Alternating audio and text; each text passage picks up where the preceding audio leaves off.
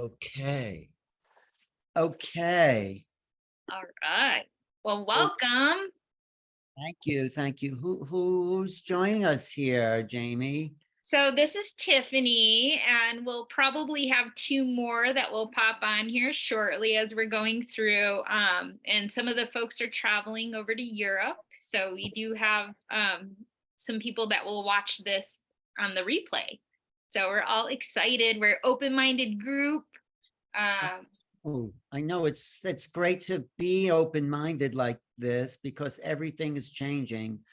The world as we knew it is not what it used to be.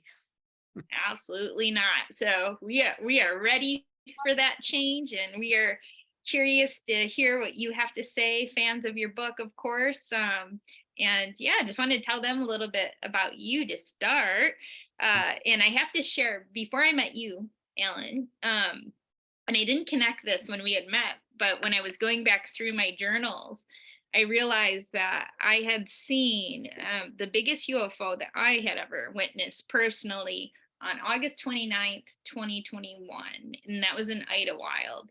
And shortly after, I was led to Barnes and Noble. I just kind of wasn't looking for anything in particular, but your book just stood out to me. And I think I told you that part when we met. And not only because of the title, not only because of the content, but it has this high frequency energy that just kind of was very magnetic. So I was very, very interested in just checking that out. And then, of course, a year and a half later, I met you at the Conscious Life Expo. So we're very excited to have you to talk about, anything you want to, but as well as Making Contact, which I believe was #1 bestseller in the UFO category. Was when it first came out. I mean, there's always another book coming out to replace the one. But yeah, when it was first released, I think because I was on the George Noory show, and George Noory actually wrote the forward to my book. And of course, he is really the top of the food chain of podcasting, whatever you want to call it. He's the guy. So I felt very honored that he would write the forward to my book. And Definitely. but not just about me. I like to have a dialogue too, because I mean, you were on the Starseed panel, so I'm sure you have some great experiences too. But I know you're here to talk to me. You already know, but they know all about me. They want to hear you, Alan. Okay. Well, what I'm really discovering recently is that, yeah, there are aliens, of course. We're not alone in the universe. I mean, that's like, 101, but what is the nature of who are these beings? And of course, there's not just one group of beings. There's, we're like a little petri dish. We're like a DNA experiment, and we're being looked at by all these other races that are coming here and saying, well, how can we mix all this DNA together? And this is my theory. And how could they all live peacefully? And maybe they're not, and maybe the experiment's gone wrong. But I think we're at a turning point in history. I mean, did you see the other day that Gary Nolan? Do you know who Gary Nolan is? I did not see it. I don't know if any of these guys did. Tell us about it. Well, Gary Nolan is an immunologist. He's like a biologist who works for the government, examines the presence of people who've been abducted. He's inside the government. And he was asked at a press conference, well, do you believe in aliens? And or was that an interview? It was a kind of very mainstream interview. And Gary Nolan says, not only do I believe in aliens, but they're here on Earth and they've been here for a long time. And, the audience just is blown away. I mean, how can you make a claim like that as a serious scholar, researcher, and say and ruin your whole career with some kind of fabulous, statement like that, unless, of course, it's real. I mean, yeah. I mean, people say a lot of far out things. I mean, because they're like a little out there, they're at some expo, whatever. I mean, I've said some stuff. But he's inside the government, this guy. And so he came out with the fact that, yes, ETs are here. They've been here a long time, and we're part of a greater galactic family, or wait, I'm just interpreting this. So Sure. something going on in a big way when you get mainstreamers, real people, I call them, people have like, reputations and, all those degrees. This guy worked for Stanford, and saying, look, there's something here and it's real and it's happening worldwide. That's the phenomenon. This is not, I mean, you've seen one, right, Jamie? You've seen a UFO or had Oh, of experience. course. Yes. And you, Tiffany, and you, Jody? Anybody? Yes. Tiffany, have you? You have. I have, but my daughter has seen more of them than I have. They Where, keep popping up. She saw another one just the other night. I'm like, dang it, we need to hang out at night more often. where are you located? Where are you and your daughter? Michigan. Michigan actually is a hot spot. You know that, right? Yeah, when I'm up north in the UP, that's where I saw my first encounter. So, What did but what did you actually see? it looked like just a craft that it just like was just sitting there. It was bigger than it couldn't be a star because it was too big, and it couldn't be. I was like, is that a satellite? Like I'm trying to talk myself out of it, you know what I'm saying? But I was like, no, that's Well, not a satellite. But my yeah. daughter actually saw my daughter actually saw one just like down the road when she was at her friend's house. There was like 3 of them. And Oh. they were all moving in sync with each other, and she's like, I know what that is. How She was long really ago funny. was that? When was That that? was about 3 months ago, I'd say 3 or 4 months ago. That is one thing I am noticing, is that worldwide sightings and contact are increasing everywhere. It's not just in the US, but Michigan is where the famous swamp gas line came from. J. Allen Yeah, Hynek. that's Juliana said something about that the other Yeah. one we did. Yeah. We have a gal that will be joining us shortly, but she's really interested in that, what you were just talking about, the swamp. Well, this guy, J. Allen Hynek, Joseph Allen Hynek, was really one of the early researchers in the field. He was actually hired by the government to debunk the whole UFO phenomena, until he started to look at it and talk to people. And he said, wow, these people are really seeing things. So either they're open to a reality I'm not aware of, or this stuff is just ridiculous. But the more he talked to people, the more he was convinced that this is true. And there's a whole disinformation campaign about just discrediting people, because it's like the church. The church said, no, the earth is the center of creation. Everything rotates around the earth. And it's like, no, Galileo, Copernicus comes along and said, no, guess what? The earth is not the center. And it's like, that was blasphemy. So the same thing is happening now. It's blasphemy to governments, I'm sure you know this, who have multi-billion-dollar defense contracts, that they can't even protect us against Chinese weather balloons or something. But no, it's bigger than that, because I think a lot of the cover-up is because of the technology that we're finding, and these craft are not filling up their gas tank to get here from wherever they're coming from. So there's a whole threat to corporate fossil fuel industries that this is going to take them down. They're going to lose their grip on the monopoly and the money, because when this technology really becomes abundant, there's it changes our lives. Just think of how we're enslaved to energy. We're working to keep our house warm, our water going, it's like everything. And once there's free energy, I think that really changes the world, even more than aliens, even more than the fact that, yeah, we're being visited, but we all know that we're not alone in the universe. We all know that life is abundant. Life is just here. So what's the big secret? What is the big secret? I think it's corporate. The big secret is corporate. But the other aspect, I think, is that these beings, and you've met beings, right, Jamie? Because you're sort of a star. They're like us, but they don't think like us. We most of us, I don't know about us, but most of us look at the world through a very narrow band. And there's these beings that are coming in and making contact that have a much more expanded worldview, much more expanded consciousness. And that opens up the doorways to other possibilities that maybe we're just as infinite as these other beings, you know? So I teach remote viewing. Did I ever tell you about that, Jamie? I'm teaching remote viewing. You did not. That's Oh. amazing though. Do you know what remote viewing is? Anybody? Have you heard it? You know what it, do you know what it is, Tiffany, Jody? Do you know? Have you heard that term? Tiffany's is a remote viewer. Oh, you are a remote viewer, Tiffany? Tell me about it. What do you have? You tell me. Unmute, yes. Yes, I am a remote viewer. I've been doing it for a very long time and I didn't know that I was doing it at first. And then I was like, oh, that's what that is. It's more of like a remembering for me instead of a learning process.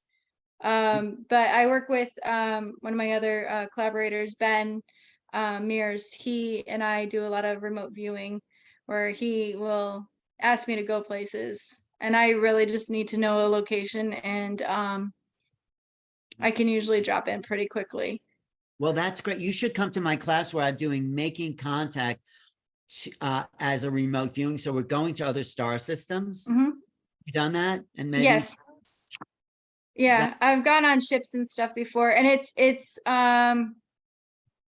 kind of like being Harry Potter with the invisibility cloak, but everybody knows that you're there. So, and they don't really care that you're there.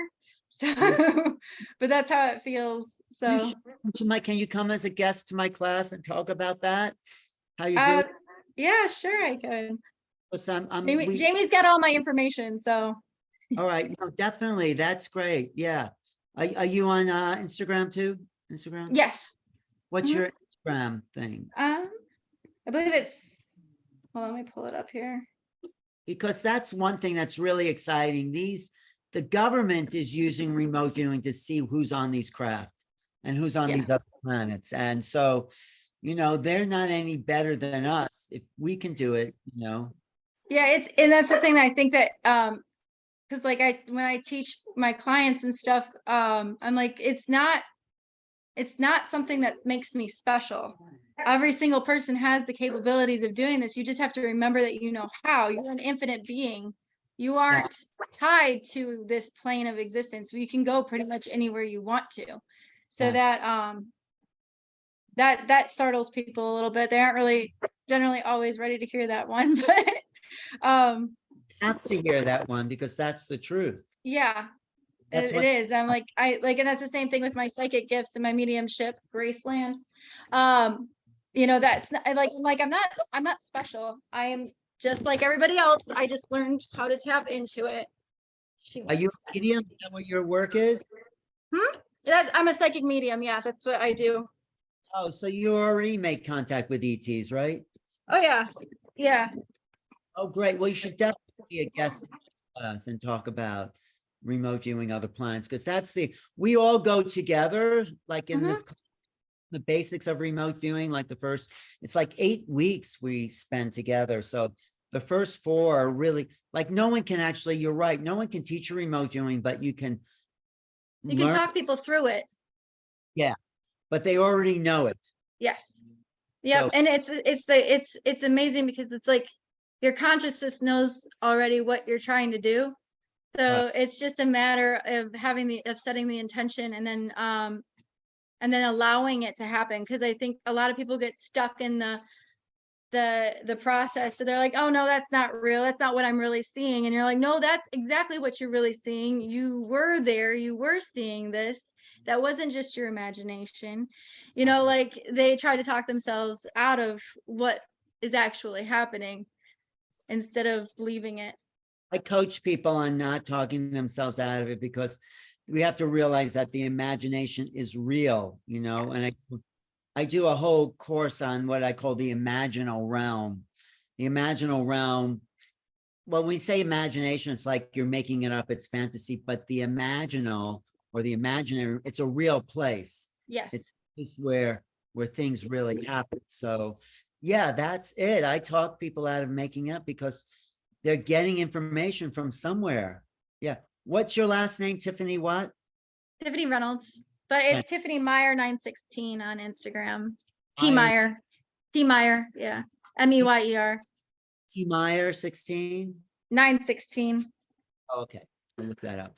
But that's exactly the same thing that I feel. If we're infinite, if we can remote view, then these ETs are just like us. They're using consciousness in the same way we are as an application.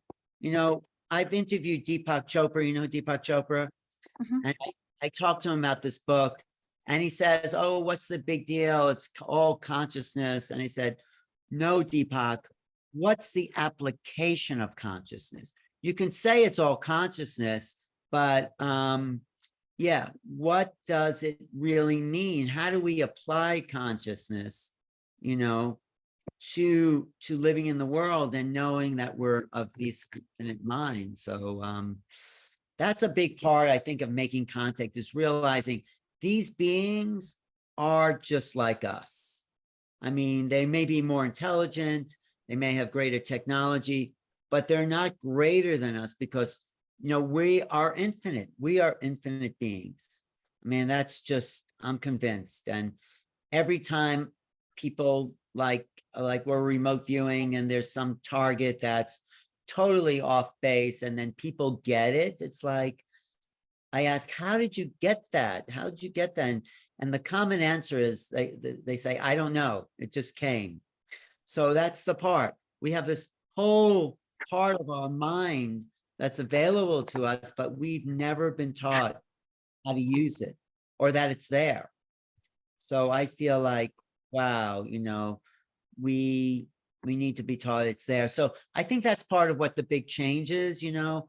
The change is the fact that we're waking up to who we really are, you know. So everyone's going to be a psychic medium in the future, not out of work, but everyone. Yeah, it's okay, because then people they're more in touch. Then it's not separate. If people could realize that death is just stepping out into another vehicle, it's just a smooth transition, then it wouldn't be so scary and it wouldn't be so sad. And I think it would help more people if they realize that just because I can't see you doesn't mean you're not right next to me, and it doesn't mean that you're gone forever. Like, energy can't be killed, it can't die. So it's So just a transformation. just curious, how did you realize that? I mean, that you were, you know, this, I had gifts for a long time, but Miss Jamie, she actually helped me train and learn all of my gifts. And I actually had a really bad experience with my ex-fiance passing away, and it like completely tore open everything. And I had been remembering for a while, but when that happened, it like blew me open, and that trauma just like unearthed everything, and it all came rushing back. And Jamie helped talk me off a cliff several times and helped me work through remembering that I had different bodies that could do way more than this human body could, and just reminding me that I'm here for a reason, that I'm here for a mission, and that I'm, you know, a waymaker. So that's great. Congratulations. thank you. So, Jamie's gets to get lots of the credit though, because if it wasn't for her, I would have never even thought that it was possible. but look how possible it is. Not only is it Oh possible, yeah, but it, like, what if everyone knew this? That's the thing. Wouldn't that change the world? absolutely, it would change the world. So that's my mission too, is to change the world by just telling people who they are, showing, because I think what's coming is a really positive time. Everyone talks about scary aliens, and maybe there's some negative aliens out there, but I think, you know, we're on a mission here. We're on a mission to change the world in a really positive way. And, you know, there's still a lot of awful things happening, atrocities and wars and starvation, but I think it's a lot less. But I think we still have to keep doing the work to change the world and make it an even better place. And so my approach in my book is a really positive approach. Like, can I just read you the prologue for a second? Absolutely. All right, because, and if you have any questions about the book, I mean, the book is so like so many different threads in there that it's hard to know where to jump in, but I do respond well to questions or to comments on dialoguing, but Sure. I have questions after I'll let you read the prologue to the group. let me just grab it from the other room. Sure.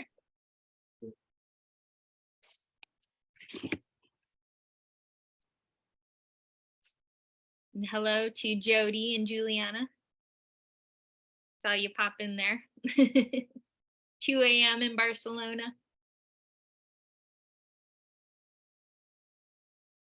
Okay, you look bright-eyed.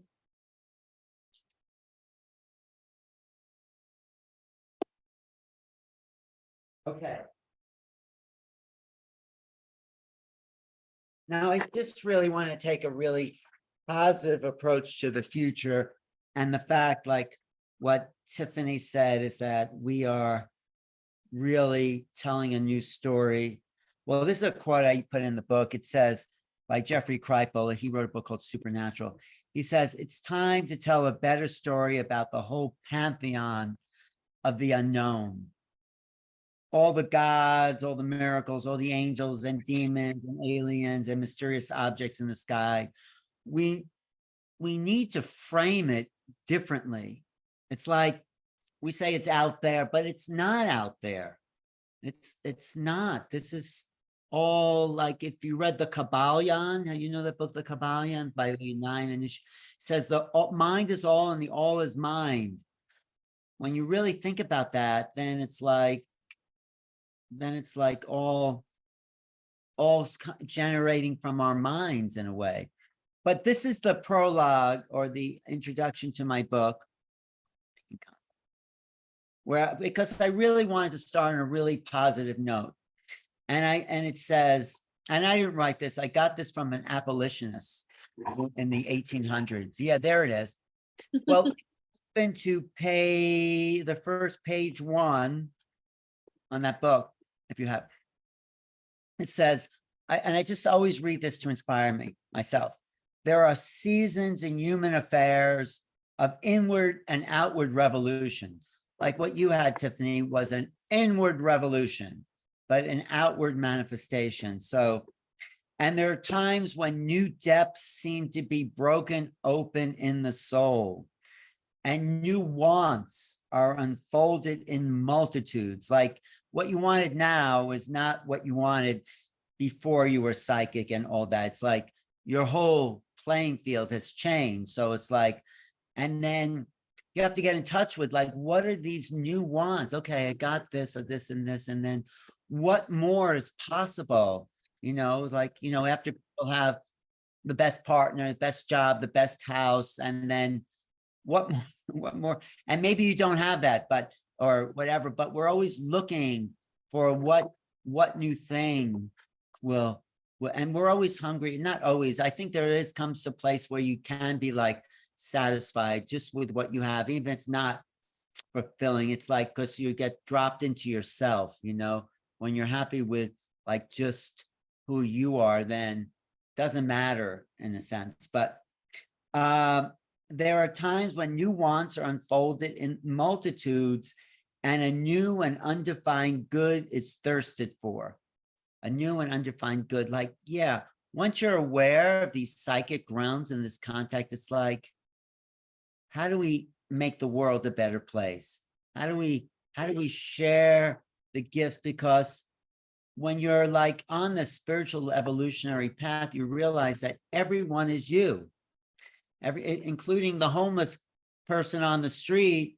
It's like, you know, you have to numb yourself, not to, you know, living in New York, or to not to like give change to everyone or like see, because, but they're all you out there in all those forms. And like, you don't want to ignore that part of you that is like right there on the street needing something. And yeah, and people say, well, it's not your problem, but it is your problem because it's right there, you know. If there's, that's the vow of the Bodhisattva, you know that, Jamie, right? The Bodhisattva is not enlightened until everyone's enlightened. Anyway, I continue to say, there are periods when the principles of experience need to be modified. So, you know, alien contact was not something that was accepted. It's still not accepted. Abduction, contact, starseeds, but we're in this big change of modifying reality itself. So it's like things, and it's going to take years. I mean, I'm sure there's people in your life that don't believe any of this, like think it's just all because, you know why? Because they have been brainwashed. They have been conditioned. They have been dumbed down. They got sucked into the matrix. And, you know, we are trying to break out of the matrix. Bruce Lipton says the Matrix is not just a fiction, it's a documentary, you know, so if you've seen that film. So it's like we're all fighting to get out of the matrix. And that's the exciting part, because we're at a time in human history where, you know, we've all woken up to some degree of like, wow, how come I didn't learn this in school? But that's when I think, hi, Juliana. And that's when the world has changed. Have you following this conversation, Juliana? Okay, you can say hello. Okay. Sorry. Oh, sorry, I'm not on mute. What's that? What did you say? No, say it. I was not on mute. I thought I was. Sorry about that. That's okay. Yeah, I was listening on my drive home, but I'm at home now, and I'm happy to be here. Where are you located? Golden, Colorado. Oh, Golden's a Yeah. big place. Yes. Yeah, it's pretty. Lots of UFO activity out there in Colorado. Yeah. I think so. I haven't seen much, but maybe soon. Anyway, I was just finishing this quote that says this is from the opening of my book, Making Contact. It says there are periods when the principles of experience need to be modified. That's what we're in. We're in a sea change here. And then when hope and trust and instinct claim a share in the guidance of human affairs. That one always gets me. When hope and trust and instinct claim a share in the guidance of human affairs. When hope and trust and instinct, as opposed to intellect and logic and, you know, what are you supposed to do and your commitments and this, and you said you do, I mean, nothing wrong with that, commitments and all that, but although I'm a little commitment phobic, but I'm getting over it. But where trust and hope and instinct are like the basic motivations for being in the world. That's what I feel like why we're here to, you know, in my remote viewing class, I talk about the left brain and the right brain. You know, the left brain's the whole logical, rational. It sees the trees, but it doesn't see the forest. It just sees like the things, you know, which is okay. But the big picture is seeing the forest. So the idea, of course, is to be whole brain, both left and right brain, where you see the trees and the forest. But wait, I'll finish. When hope and experience and need to be modified. And when in truth, to dare is the highest wisdom. To dare is the highest wisdom. So if you're getting like a psychic download, trust that you're maybe communing with an ET, or that you're not crazy. You know, I always say psychology has done us a great service and made us understand ourselves, but it has done us a great disservice by mistrusting our minds, saying, oh, if you're having visions or hearing voices, you must be crazy. Well, no, you're not crazy. You're more sane than most people. So there are crazy people out there. I'm sure we've all met, but those people don't think they're crazy. If you think you're crazy, you're probably not. You know, that's what I'm saying. So it's like you have to trust the visions of these other realities, because that's exactly what's coming to us. These other levels of consciousness. Did you ever read the work of Jane Roberts, Seth Speaks? Do you know that channel? Never heard of Jane?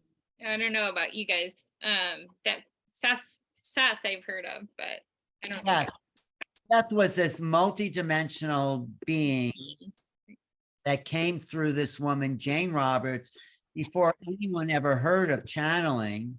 And there was this woman channeling this being called Seth. And it was like, it was so weird that this, I'll show you a little, I'll show you a little clip of Seth if I can find my clip, because Seth's The Nature of Personal Reality is a really great book by Jane Roberts, channeling Seth, and that he really calls out what we're talking about and what remote viewing is a part of, and all these kind of metaphysical accelerations we're going through as a human race. In the early 70s, this woman, Jane Roberts, really started to tune into this. And here, I'll bring up a little clip of this. Can I share a screen here? Oh, yes. Okay. Let me give you the Let me just, yeah, like me. I do that, then that should give you Okay. Oh, thank you. Let me just pull this here. Wait, let me just, okay, let me see here. Share screen, because this speaks to what I'm trying to say about consciousness realm and everything that we're doing here. Let me just see if, oh no, that's not it. That's just the advertisement here. This is Jane speaking. And it's kind of creepy because no one knew how to channel before. And I mean, I'm sure you all know people who channel now, right? You've heard of channeling. But this was like a breakthrough. This was like the first that brought through these beings. And it was it's like breaking new ground. It's like cutting your way through the wilderness. It's like there's no path for this. And so Jane Roberts with Seth was at the cutting edge. So the kind of presentation's a little weird, but don't get turned off by that, because it's really, I think, a great message. Here, I'll show you. This is Jane Roberts. This is Seth Speaks, and here is her channeling. You may find yourself with a random thought that does not seem to fit in with what you are doing or thinking at the time, and so you dismiss it. It seems random because it does not appear to fit in with your organized picture of reality, but it is an important mosaic that you throw away. So I also joyfully and playfully and creatively challenge each of you to become more and more aware of your waking experience and of those stray thoughts that come in your terms like thieves in the night. They are not official. You do not accept them. The intellect says, oh no. Listen to those thoughts. Open your mind a mite further. In your ordinary waking life, in the middle of your ordinary pursuits, and see what miracles are there. And I say miracles. Miracles because they can help transform your own understanding and your own reality. Be gentle with your own experience. The fields of your own being are filled creatures that you do not recognize, you do not stop to look at them or smell their odors. They are not official flowers or official fruit.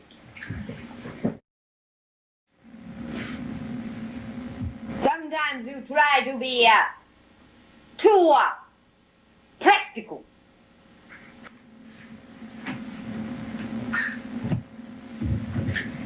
You have lovely eyes. Those eyes do not try to be practical. They see out of the joy of their being. They do not hustle themselves. They see together, and in being themselves, they see for you. The reality of the atoms and molecules that exist within the eye, that vision is far different. And yet there is no disagreement between your official reality and those unofficial realities that sometimes sneak through. Come on.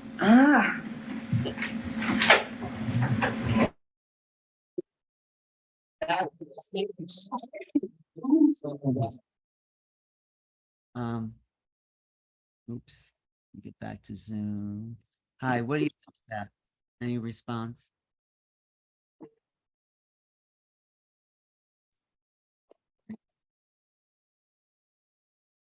Hello? Did I lose you? Wait. Sorry. Yeah, mine, I was getting like kind of muffled. Can you guys hear him okay? Yeah. Okay.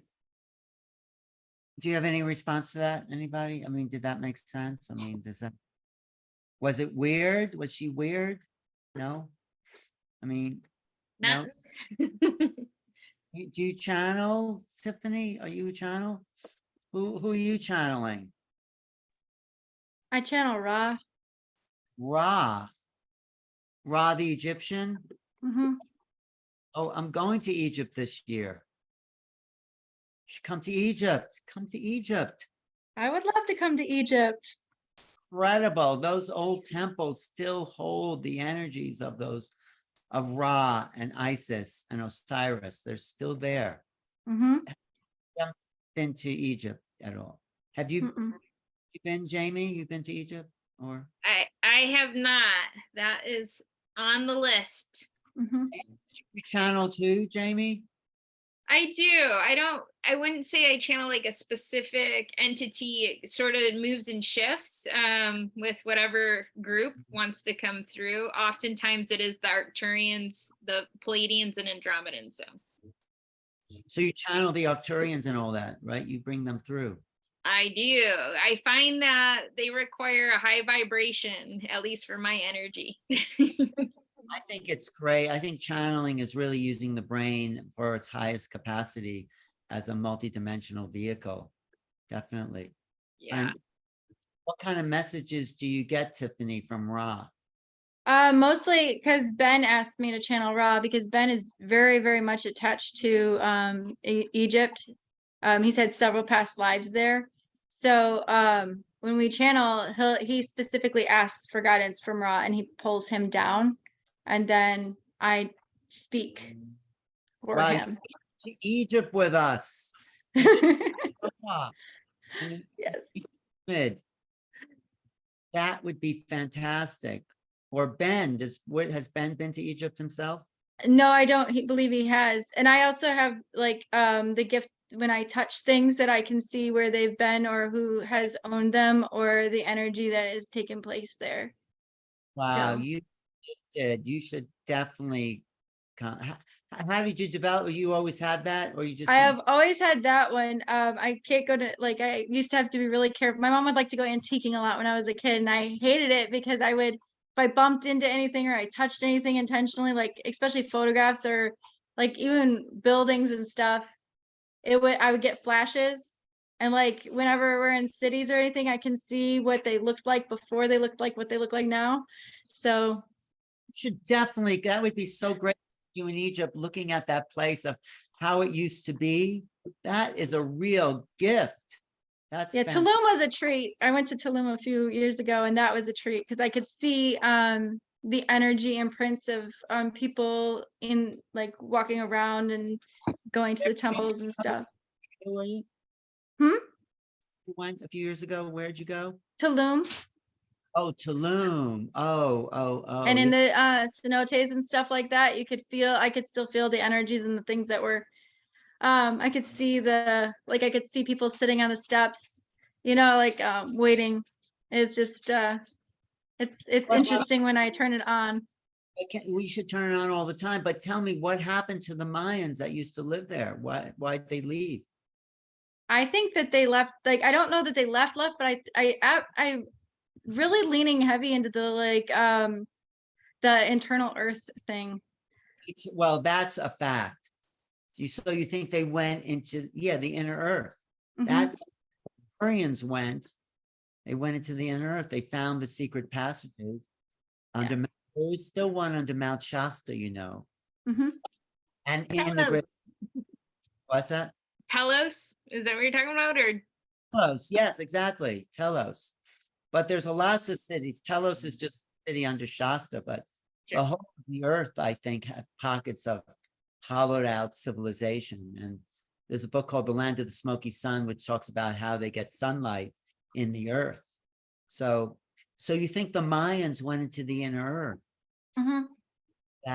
Well, I do think there's openings at the poles. Did you ever see the diary of Admiral Byrd? No, but I've heard of it. He talks about flying Mhm. South Pole, and you start to enter the inner worlds there. And Yes. it's illegal if you're flying in the South Pole over the actual pole. You cannot fly over the actual South Pole. Wow. It's not allowed for some reason. So and that's where the whole thing about little green men came from, the inner earth, because the water inside the earth has a high copper intake. There's a lot, and so how your veins are like bluish, greenish.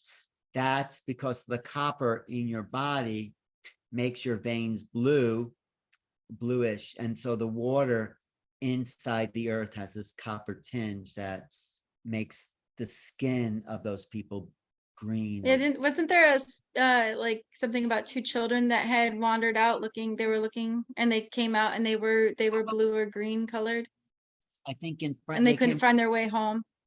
Yeah, they got lost. They came wandering out of the caves. I think in Spain. Yes, they were. Yeah, I think in the 1800s. Wasn't that in the 1800s? Yeah, and then the little boy passed, but the girl came back and she kept saying that she wanted to go home. And she can never find her way back in. I know. That's where the book Journey to the Center of the Earth, you know that book? Jules Verne. He wrote that book, but he didn't see any civilization there. But there is a book called Agartha about the inner world. So there's a lot of people I know talking about that. I mean, I don't think the earth is flat, but I do think it's hollow, And so what kind of beings can you channel from inside the earth? I haven't actually tried. It's almost like because I go to Antarctica a lot because there's a pyramid there that I can access. But like when I it's like almost getting to like a doorway, like a portal almost.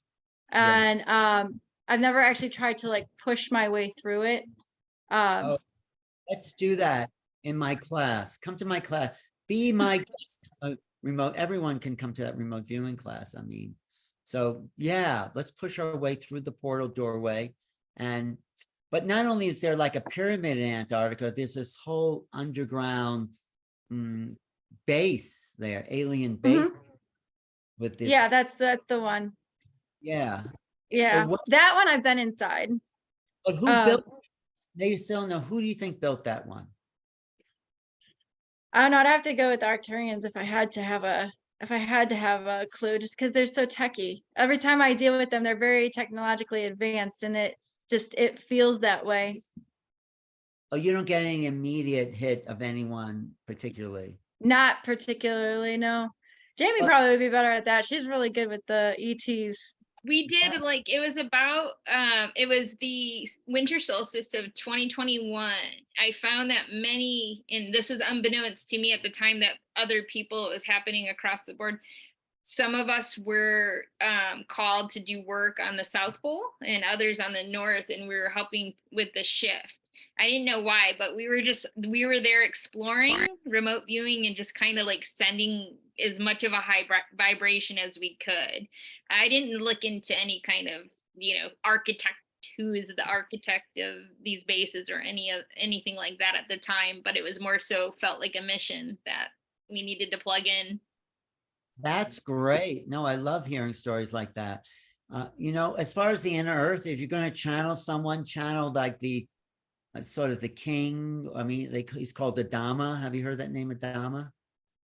It sounds familiar to me. It could be just a remembering, though. Adama, are you saying ADAMA? Adama, Adama. Yeah. Supposedly, I bet you could channel him, Tiffany. And he's supposedly there's no kings or rulers, but there are you taking us into the inner earth there, Tiffany? But there are people in charge, and there's like definitely hierarchies that, but I did want to go to Shasta and go see if we could find the tunnels. Maybe we could do that, Jamie. Go to Shasta, bring a bunch of people, and see if we can actually find the openings into the inner earth, because they're there. Yeah. Would love to. They're still waiting to be discovered. Alan, so that is a question for you. When you are teaching remote viewing and taking groups, whether etherically or physically, do you have a target set in mind initially, or do you kind of go and open and see where they're guided to? How does that work for you? The beginning practices, I definitely have a target, and then we see if everyone can get, everybody when they're remote viewing may get different aspects of the same target. Sure. So like there's no wrong answer. It's the only thing that's in the way is the personality. But the personality will make associations. Like when I first started remote viewing, it's like I saw this one thing and I named it. The idea is not to name it, because that's your left brain wanting to put things in a box. If you just say abstract and fluid, then you get closer to the target than finding a name. Are you looking up Adama, Tiffany? Wait, unmute. I've got it in my notes. My dogs keep going crazy because my kids keep coming in. They keep trickling in one at a time. And so they're triggering the dogs to go crazy. Alan, are you remote viewing over her shoulder right now? We've had that happen. What do you have? I have 5. 5 out of your own body? Yes, out of my own body. But I made them all. What do they think about what you're doing? I mean, Well, they're all gifted, so they just it's normal to them for me to be like this. So they don't really think anything odd of it, because they each have their own gifts as well. Each one of them is in a varying degree psychic in one way or another. My youngest, he sees things with his eyes, where I see things with my third eye. He actually sees them with his actual eyes. That is, So, are you teaching? Do you talk about that? yes. We talk about it, and I teach them all sorts of things. My youngest, he's the one that was the most, him and my other son were the most open when they were younger. And both of them see with their eyes. My oldest son shut it off, though. I think that was a societal pressure kind of a thing that happened. But my youngest one, he still sees things. I'm trying to get him over the fact that it's not scary. Because, you know, and you see like these these giant white walkie things that are as tall as the second story bathroom, and they're walking through your backyard, and really they're just guardians, you know, land guardians, but they're walking through your backyard and you're 4, so now you won't go in the bathroom anymore. So it's like, How old is your youngest son? he's 8 now. But he's very clear vision, psychic. Mhm. Yeah, Great that Yeah. you would chat with those kids, because absolutely. And I teach other parents how to do that too. Yeah, my daughter is standing over here and she's like, what, you're not going to talk about me? She's very psychic as well. She's actually she's got more she's learned a little bit quicker with the trusting herself thing. So she hits on things a lot faster, because I'll be like, I don't know, and she's like, nope, that's not going to happen, and then that's exactly what it is, and I'm like, well, there's things to be said for calling things into existence. And she's like, no, there's things to be said, because that's what was going to happen. So cool for the local kids to like develop that. that would be ideal. I would love to do some kind of nature school or something, because I think that a lot of it is tied to being in nature, because the more that you submerge yourself in with Gaia, then the closer you become to the actual spirits and stuff that are living within that realm. Yeah. You know, kids see so much more than we give them credit for. Wow. Yes, absolutely. So are you in the Upper Peninsula? Is that what you are? No, I'm in like the Monroe area, Newport, Ann What's Arbor. I have most of my clientele's in Ann Arbor and Livonia area. a kind of very hip college town, isn't it? Yeah, it's fun. It's definitely, I'm doing a retreat this weekend actually, so it Kinda should be fun. It's a women's retreat. Juliana knows them, Dory and Hmm. Julia, Dory Edwards and this Story- other. Okay. Thank you. I couldn't say her last name. We call her Julie Coyote sometimes, but Yeah. Yeah, Quixote. Yate. Yeah, Yate. Kiate, they hold retreats for women, and I go and I do my psychic mediumship there. That's great. No, I mean, I think it's developing. I want to teach a college course on ufology, the history of ufology. Maybe Ann Arbor would be open to that. Oh, I bet they would be. It's a kind of a nice They'd be little- welcoming. Mm-hmm. I came from Ann Arbor as well, so that's how we sort of connected back in my old office back in Ann Arbor, and met these gals, and yeah, and now we're all scattered all over. So we have Michigan, Colorado. I think Jody's in Barcelona right now, but she's in New York. And who's, but where are you, Jamie? I'm in currently in Los Angeles, but it's a temporary home that was unplanned. I moved to the mountains and met somebody in a relationship, so that's how I ended up in Los Angeles. Are you coming to Contact in the Desert? Yes, I am coming there. Be there. I'll be there. You will as well? Okay, wonderful.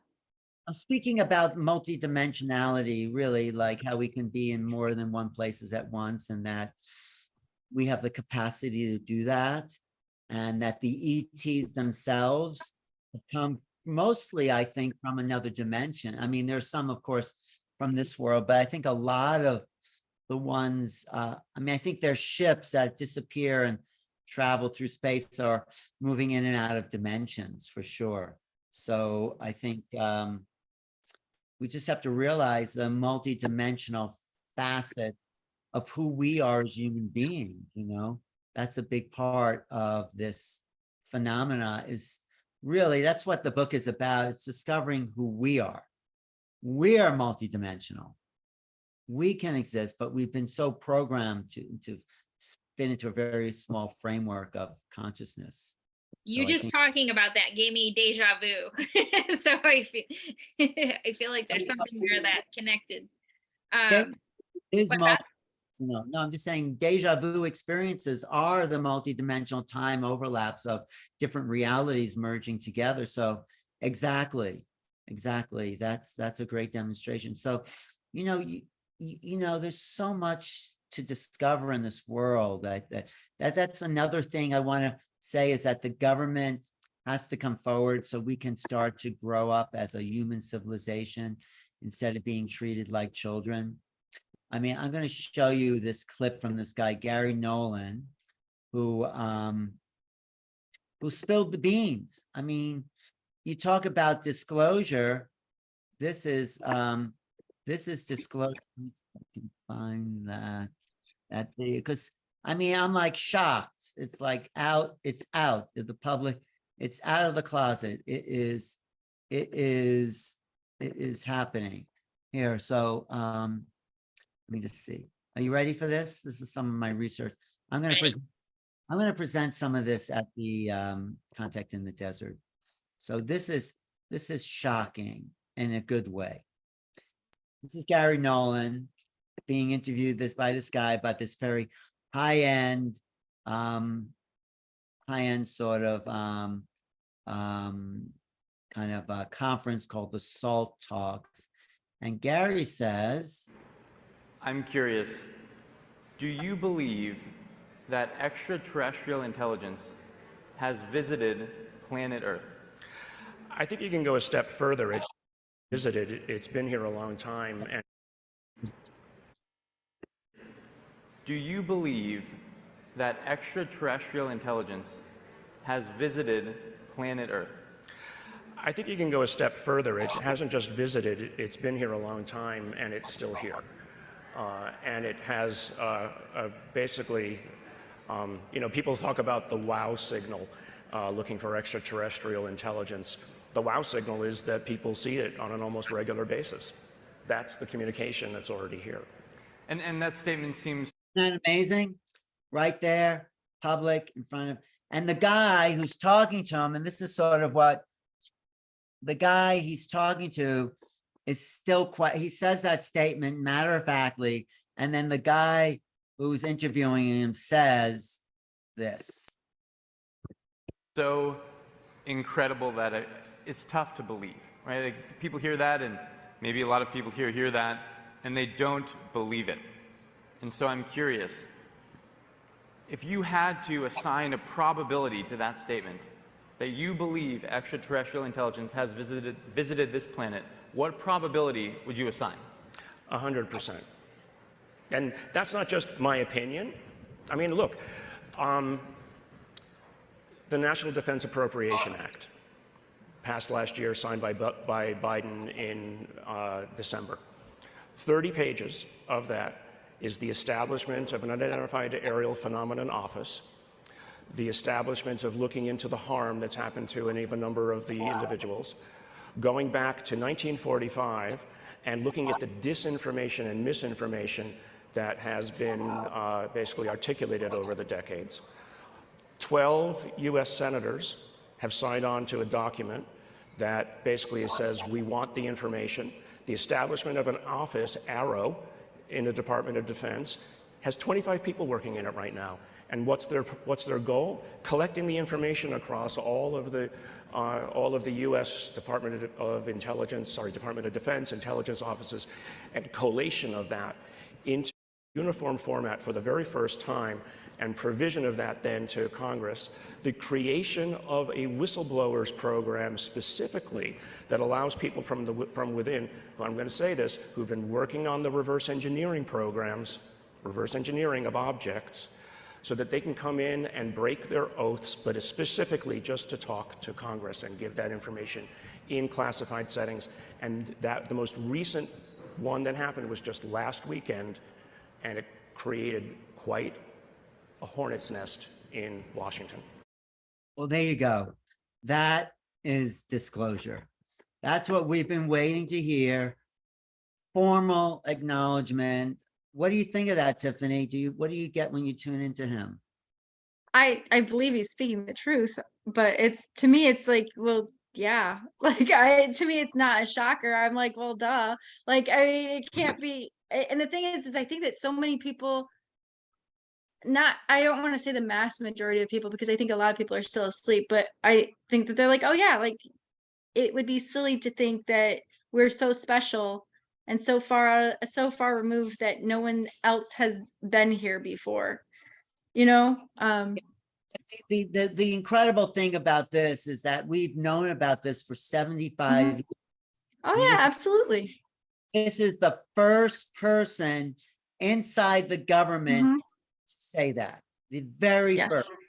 Say, yep, they're here and they've been here a long time. So for me, that's a It's historic amazing. It is.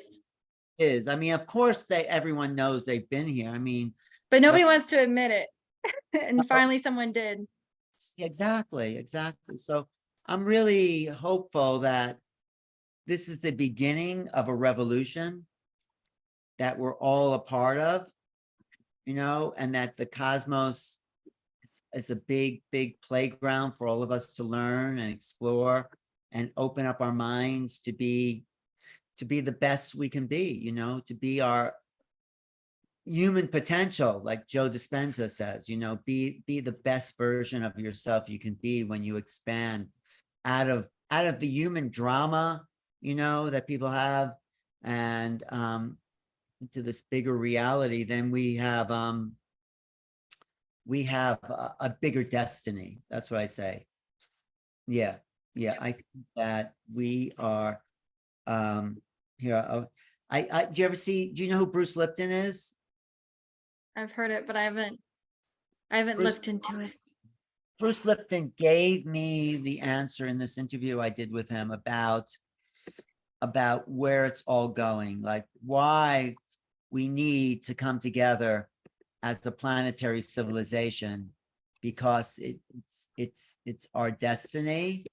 It is the next level of our collective evolution. And I'll just play this little clip here. And then it's like, then we can go ask other things. But like Bruce Lipton is a scientist, a biologist, and but he's a spiritual biologist. He says like the body is the machine, and there's something in the machine. I'm sure you all know this, but to give it life, but life, of course, is not.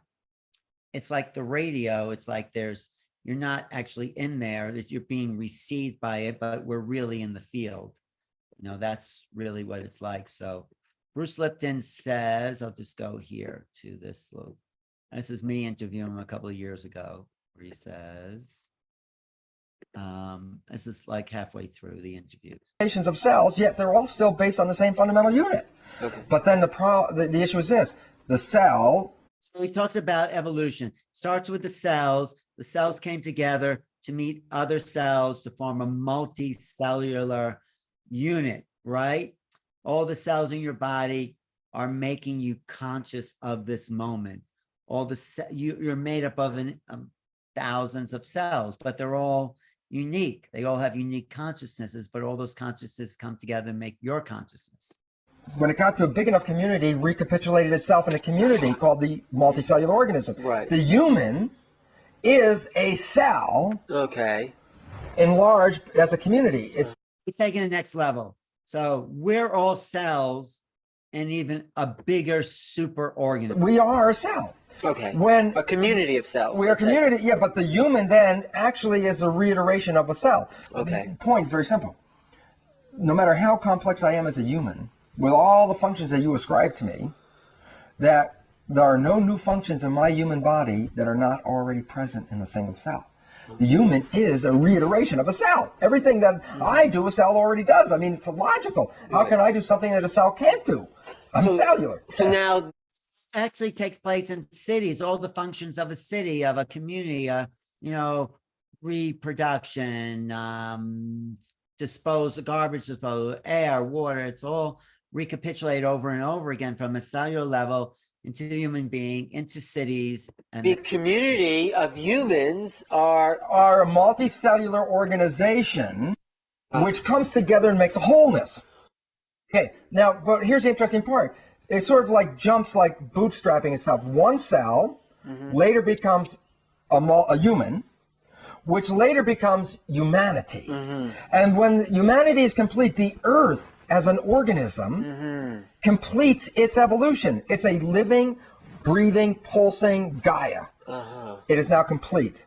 When it is complete, when the cell completed its evolution, what was its next level of recourse? To hook up with other cells. Right, and when the human completed its evolution, what was it? To hook up with other humans. Right. When the Earth completes its evolution, we are then at the level of a unity with a voice of unity that allows us to speak as a one, which will allow us to speak with other ones. Beautiful. Thank you. You're welcome. Okay, anyway, but yeah, that made a lot of sense. So that's the problem with the Earth right now. Humans, we're not coherent, we're not connected, so we're not going to really get a full-on, welcoming into any galactic community until we get our act together. I mean, together. So it's like, that's why I wrote my book. That's why you're doing all the work you're doing, Jamie, and everyone else, that we're trying to wake people up to the fact that we're part of a bigger picture here, and that we need to function in a coherent way to form, not just a oneness of consciousness, because we want to retain our individuality, but when you come together with people, you melt with them, you kind of merge with them. If we could do that on a planetary level, then we'll go to the next level of our evolution. That's what I think. I love that. I think, anytime you get into a group and have heart coherence, you take a quantum leap forward.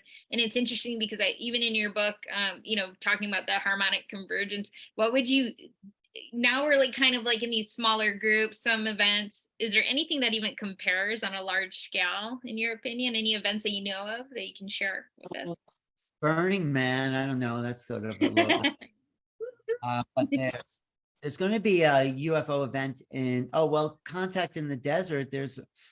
When I was there they haven't had it live for the last 3 years, I think, 20, 21, 22. Yeah.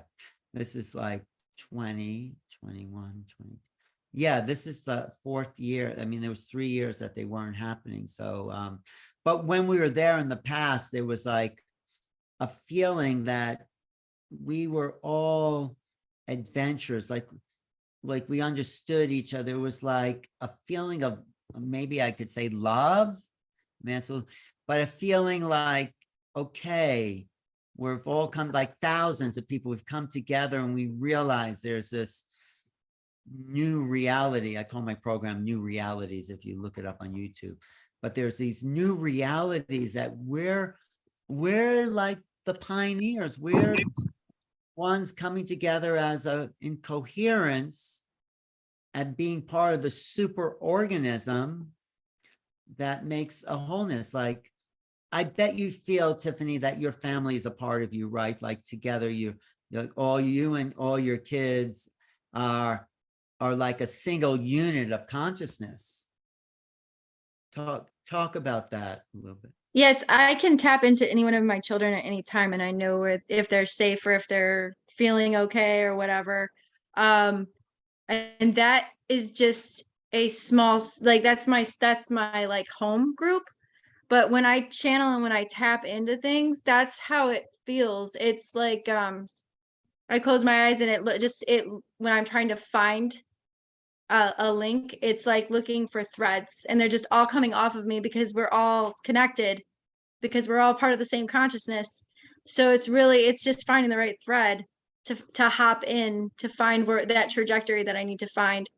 And so yeah, that's it. That's when the threads are connected directly to me, I keep those ones close, because obviously you can't keep all of the threads that you investigate or you look into attached to you at all times, because it would drive you crazy.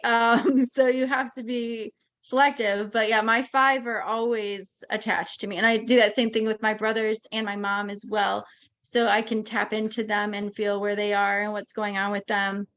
I think a lot of parents can do that, and even not just parents, but people that are you're close to. If I choose to tap into somebody that strongly, I will be able to tell what's going on in their life without speaking to them.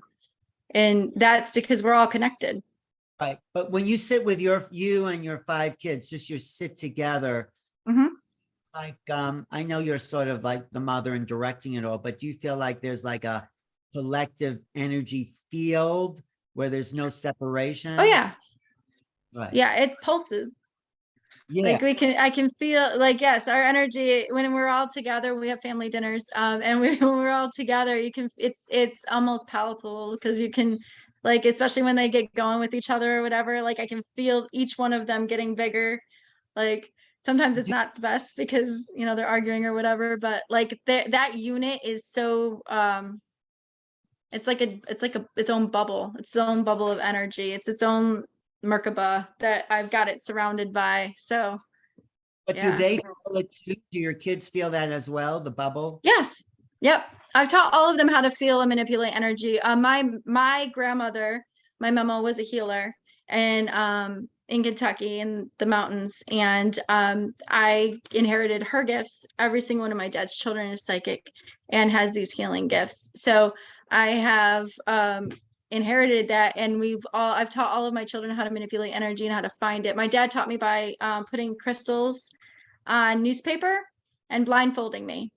And we would do this for hours where where I'd have to take my hand over the newspaper to try to find where the crystals were. And then I'd have to tell them what ones they were based on the frequency that I was feeling in my hands. Wow. That is great. You should teach that online. Yeah, I taught my kids how to do it. So yeah, my dad was a big influence on that. I remember when I was very, very little, he would always be like, how do you think that we knew that the earth was not green before we knew about the oceans? He's like, we always knew it was blue. How do you think that was so? Like, he knew he wasn't from here. And so he really helped pass that along to me. So Your father. what? Where's he from? Where's my dad? My dad was from Kentucky, but I think he was probably, if I had to guess, I think he was probably Andromedan. Is he still around?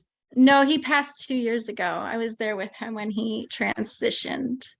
Did you feel like his spirit went back somewhere? Yes. He wanted to go home. Like, I was doing Reiki with him, and he says, I could feel your power. When I was doing Reiki on him, he says, I used to have power like that. And I'm like, Daddy, you still do? And he's like, no, I'm giving it to you because I'm not going to need it anymore. And so, yeah, it was very, very special moment that because he was always a little hesitant to acknowledge, that's Graceland, a little hesitant to acknowledge my psychic gifts, but he was always very willing to acknowledge my healing abilities and the ability to feel energy and frequencies and stuff. But then for him to acknowledge that I had all the other ones as well was, it was validating. Not that I needed it because I knew what I was, but as a parent, it child relationship, it felt good to have that validation. Yeah, no, it's great to have, of course. No, I mean, yeah, you should definitely, definitely come to my class, make a guest appearance and talk about these gifts because, yeah, sometime in June or July, because this is what people want to know. They want to expand to something you already are in touch with. So, yeah, and then maybe you could channel some ETs also, you think? Well, I am always willing to try. That's one thing Jamie always has taught me, is that you have to be open to trying because you're allowed to be wrong. You're allowed to jump in and find out how to swim. And that's the only way you're going to do it, is if you aren't scared to jump.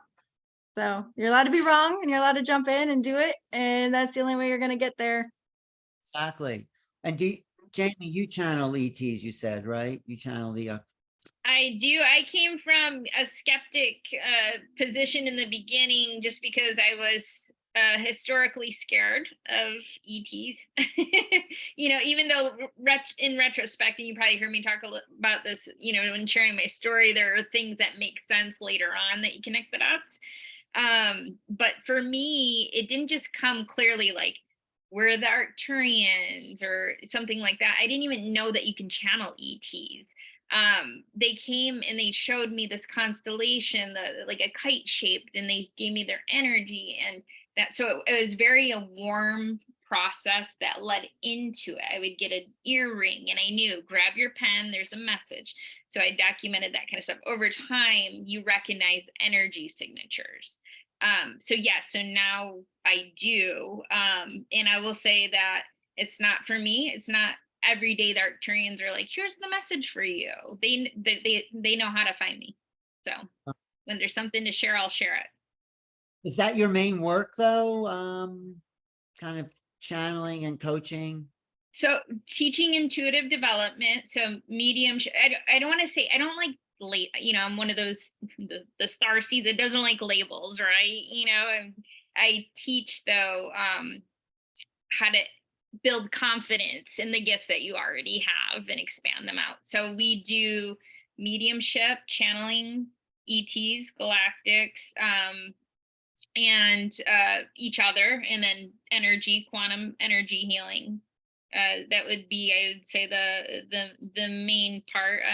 Also do retreats, and yeah, I don't know what else do I do, guys. And this is the family.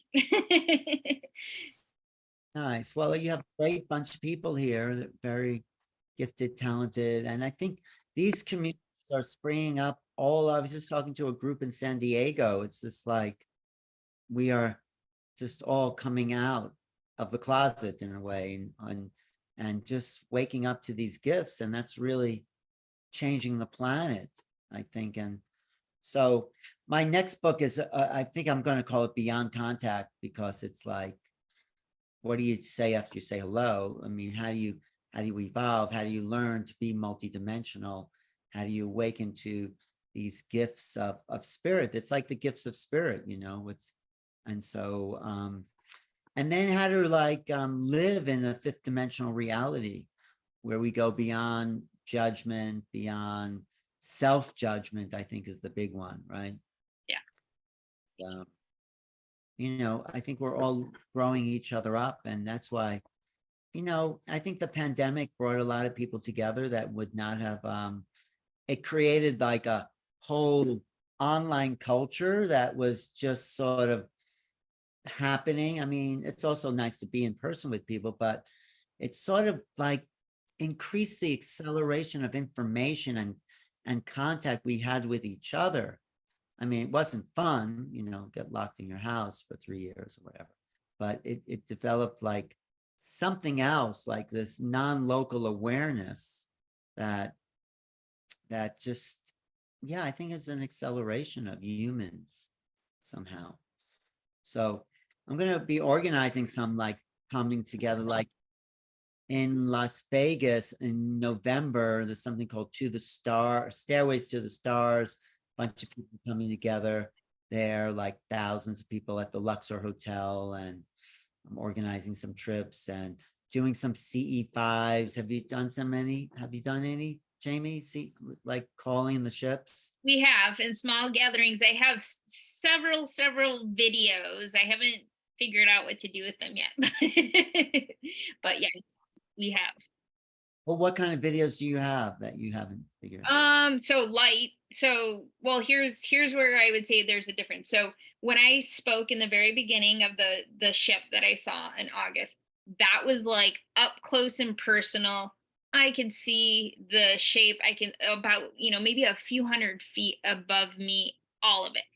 When I've done these groups that we've come together, and on my own as well, these are lights zipping across the sky in just like, you know, I mean, what you would think of as a UFO kind of formation, and going very high speed stop, and then just completely changed trajectory. So have several of those videos. I don't know exactly who, didn't tap into all of them. There's a few I channeled, but the other ones, yeah, I mean, I probably have about 50 of those videos with the light action, and yeah.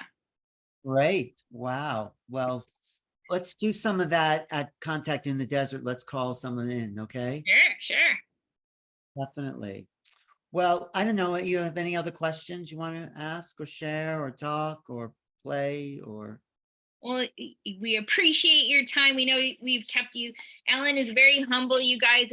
For those that haven't read the book, because I know not everyone is on here live right now, it's just a whole bunch of amazing people, along with Alan, of course. And so he talked about the foreword by George Noory, but there's also chapters from Nick Pope and Linda Moulton Howe and Whitley Strieber and John Mack and Carolyn Corey. So when you talk about the real people, you have These are the people I feel are the experts. Well, you have an expansive like group, right? You have researchers, insiders, channelers as well. You have Derek. Bashar, channels Bashar. Yep. But I also like to quote from like history. Like I end the book with Albert Einstein, who says, "Still, there are moments when one feels free, own identification, and human limitations and inadequacies. At such moments, one imagines that you stand at some spot on a small planet, gazing in amazement at the cold yet profoundly moving beauty of the eternal, the unfathomable. Life and death flow into one, and there's neither evolution nor destiny, only being." That's Albert Einstein. Love that so much. And I think you answered so many questions and gave us so much more, and we're super grateful. The only thing I do want to ask, Alan, before you totally depart is, I know you had an experience. It's in the book, so everyone can read about it. Do you have an idea of I know you mentioned you described, do you feel like you think you know who those beings are specifically? Did you ever see The Art of Kamara Jones? Do you know who she is? She's on, I'll show you what she looks like. When I saw those beings, somebody said they may have been Arcturians or Andromedans, but I'll show you what they look like. Because when I saw these pictures, these images, I thought, well, let me just pull these up here. When I saw these pictures, I thought, well, maybe this is who I saw, because I sort of remembered these big eyes and these, let me just go back. And like, so wait, sorry, let me just go back to this. Let me see where these things are. Here, okay, there, okay.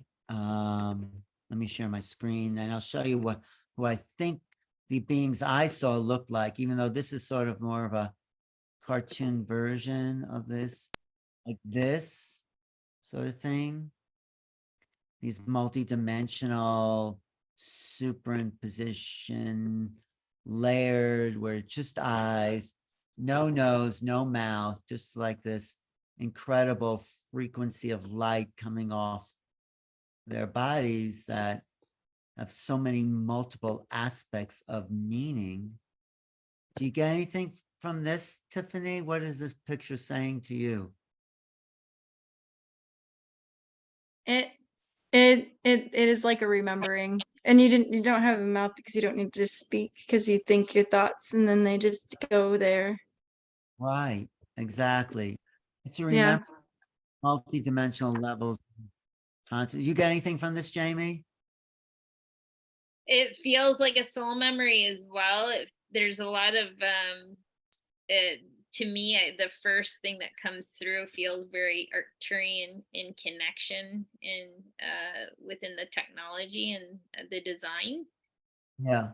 But yeah, it's I've heard that's Arcturian too. So those are beings. I mean, in a way, I don't really relate to names. People give names because, like, maybe they're Arcturian, but what level of civilization of Arcturians? You can meet humans, but there's all levels of humans. So, yeah. like, I don't know. So names, what were we gonna say, Jamie? Yeah, no, I wholeheartedly agree. Many people will often talk about they see a blue Arcturian. I have never seen or experienced an Arcturian in kind of an alien type form. I've only seen the etheric light being, and just like you said, no concern about labels, that kind of thing. It's just pure unconditional love and trying to help shift us to that place. Yeah, so I don't know where they're from. But when I was regressed, because for a long time I was afraid to be regressed because it is traumatic. You're sleeping, your doors are locked, the window's shut, and suddenly there's a being there. I mean, it's like goes against all the kind of human programming. So, but when I was regressed, I saw those beings and they were much friendlier than I thought. But that night I dreamed that all these creatures, they looked like birds, but they weren't birds. They looked like bird-like things were standing around me while I was sleeping. I don't know. Why are you smiling, Tiffany? What does that mean to you? I've seen that before. And you know, I think I went there to that planet from my last life to this life. You know, have you guys experienced your past lives at all? Mhm. Where were you? Jamie, where's your last life? My last life was in California, ironically, not too long ago. I have come back over and over and over again. Now, whether I truly was in that incarnation and experience, or I just have the soul imprint of the memory, there's definitely quite a bit. And I just have found that when you hit that kind of awakening process, those memories just kind of spontaneously combust and open up. So it's not always through regression and things of that nature that we talk about. I know Tiffany has had the same experiences. We didn't know how to label these things or like understand what we were doing. But yeah, so some of them go back to like Nepal and those, and even more ancient than that. But I've definitely had like human lives that were just not that long ago. Right. What was your past life, Tiffany? My most recent one, it was around World War I believe. Like it's like 1920s. I have images of like being in the body, like I'm looking, it's like first person, so I'm seeing everything going around me. That's how I know the time frame, because it was with my ex-fiance that had passed. It was in that life as well. And I remember the clothing, and I remember dancing, and it was very southern. So I'm pretty sure it was like very south of the equator. I'm in the United States though. There's no south of the equator in the United States. Well, not south of the equator, but I mean like south, like deep south. Like Yeah. yes, very south. Yeah. That was me, the Mason-Dixon. Sorry, my kids in no. here. But yeah, so he was wearing very the hat, the clothing, everything was very, very much in that era. And I remember his death more than I remember my own. Wow. So that was like a soulmate, right? Yes. Yeah, he's come around a couple of times. I'm not sure when we're gonna get it right, but eventually, at least once, it has to come around, right? At least in human form. I know we've done it several times in other bodies as well. I've gone to different planets or different star systems where my body was absolutely different. Like I did not look anything like this, obviously. And this very similar like to that picture where I didn't need to speak, I just thought. And I would have communications that way. It wasn't like a hive mind. It could be at the same time, but it didn't have to be. It could be directed towards one individual in a private conversation as well. Right. No, that's interesting. Yeah.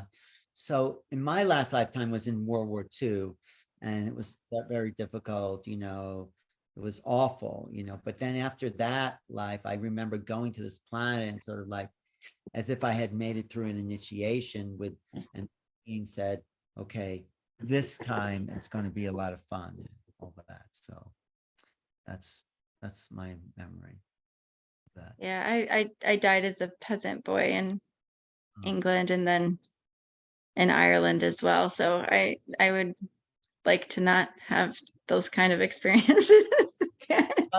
You can do those levels of experience, I think. Yes, they were important, but I'm like, man, those ones dying of like cholera is just not fun. Like all of these, you know, fevers and stuff. It was brutal. Like they weren't long lives, but I Wow. evidently needed them for some kind of level up. So There's a great book called The Red Lion, where this guy writes about lifetime after lifetime. It's a fiction, but it's a really good book, how he goes from like being a really not so nice person to being this real enlightened being. But I think that's why we pass through those lives, to go and progress on the path. Well, thank you, Jamie, for putting this together. It's really fun. Thank you, Alan. And where can we find your information? I know you said it before, but just to share with the group. Yeah, you could find my YouTube at, let's see, YouTube, I'll put in the chat, .com/realities. And then I'm teaching this. If you want to come to my remote viewing class, you could come as my guest. You don't have to pay. So let me know if you want to do that. This is my email, or I'll reach out to you guys. Earthlink.net. And I friended you on Instagram there, Tiffany. And thank you, Jody. Thank you, Juliana. And thank you, Jamie. Anytime, let's get together somewhere. Come to say hello to Contact at Contact in the Desert. And Tiffany, thanks for sharing your beautiful gifts.